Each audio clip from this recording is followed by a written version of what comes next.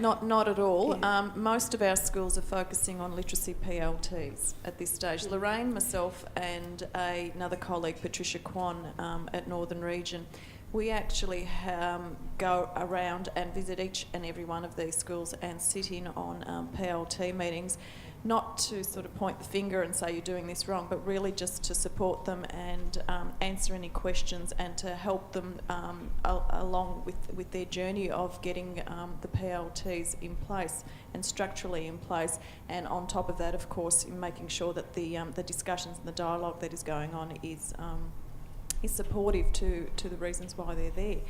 Now, with regards to Connie and Liz, they're from Reservoir Primary, and that was a PLT that I actually attended.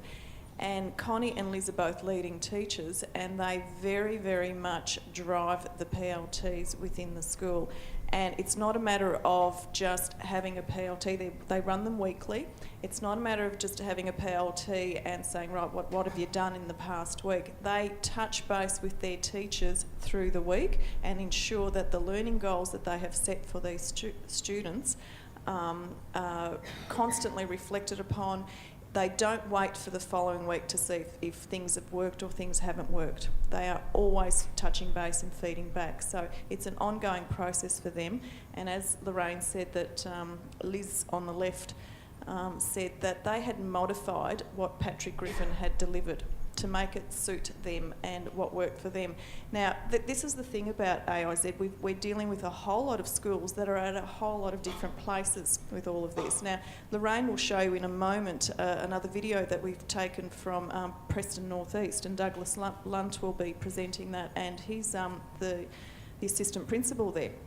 I worked last week at Preston North East, and the structures there are fantastic, and they actually were already running PLTs of sorts.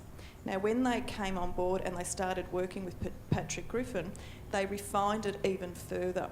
Now, this is suggesting that our schools, your schools here, are already doing this work of sort, but what we're trying to do is to fine-tune it and refine it and make it more specific to the needs of your schools. So when we are delivering next year the work of Patrick Griffin, it is quite explicit and it is quite structured, and you take that on board and you work with that within your school, but you modify it to make it work for you. So Marg, with regards to your question, do we have to, how on earth do we run PLTs for numeracy and literacy and behaviour management? Initially it is really quite difficult, and I wouldn't even attempt to embark on that myself initially, but it is a work in progress. This is going to evolve in your schools, and as your teachers become quite accustomed to using data, not just for the purpose of let's have some data and tick the boxes, let's actually use it for what it's there for, to impact on our practice, to guide our teaching and to support our student learning. It is to become an absolute culture in your school. This is why we assess. It's not just a matter of ticking the boxes. We are assessing to look at our teaching practice. And this is where our AIZ Phase 1 schools are really in the process of changing that culture within their schools now. They're not using data or assessing children for the sake of assessing children. We're awash with data. We've got data piled up on our tables. It's not implementing the data, it's what you do with it, and that's what Patrick's work is based on. Sorry, Lorraine. No, that's a good question though, because it relates to the bigger picture of your RNL, your principal, your AP, are working at the level of let's make some decisions, let's prioritise for our school, let's set up the meeting structures, etc. But does it answer your question about what you actually do? Yes. Each looking at data, yes, and then giving teachers the yeah, opportunity to have ownership of the work yes, that they're going to be doing with that. Yeah. It can be overwhelming. It becomes overwhelming. If you take one particular focus, yes, you put that in place, you work really well and you develop that, and then you build it. That's build right. from there rather than. And what starts to happen is you actually start to very comfortably run a numeracy and a literacy one, for example, because it links closer and closer to your actual practice. It's what you plan for this week and implement that comes along to be the evidence that's discussed next time. So the link between the evidence and your teaching practice just becomes one thing. We're not thinking about just NAPLAN or just ALP. They're periodic testings.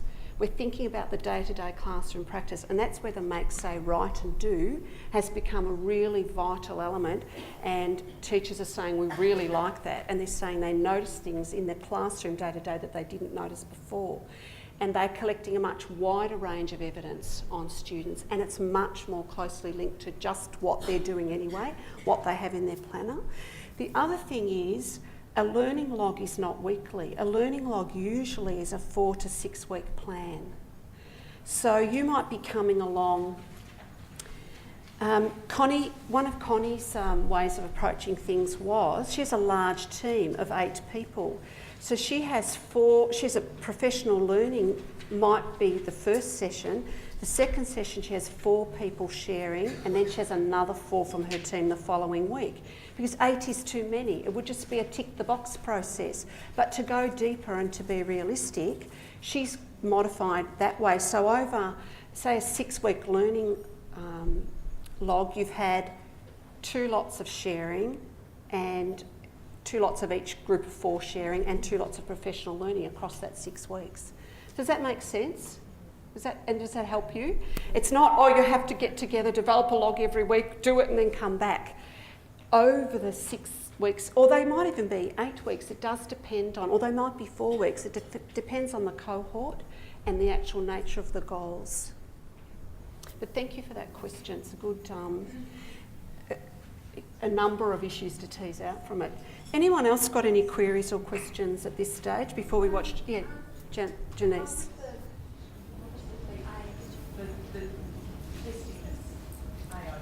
Yeah, the ALP testing. Yeah. And the NECA testing. Yeah.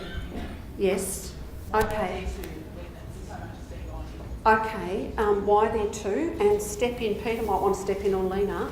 The ALP testing has been developed specially for AIZ from Patrick Griffin and his Melbourne Uni team to measure growth and development. He assures us about the reliability and the validity of the results, and he has full control of that in relation to what Northern Region is doing. So they've been built specially for Northern Region for the AIZ work, and we can be sure about the range is building over time in both numeracy and literacy, and we have access to him in terms of interpretation and his group of the data, and his group put it together and will send you back the reports.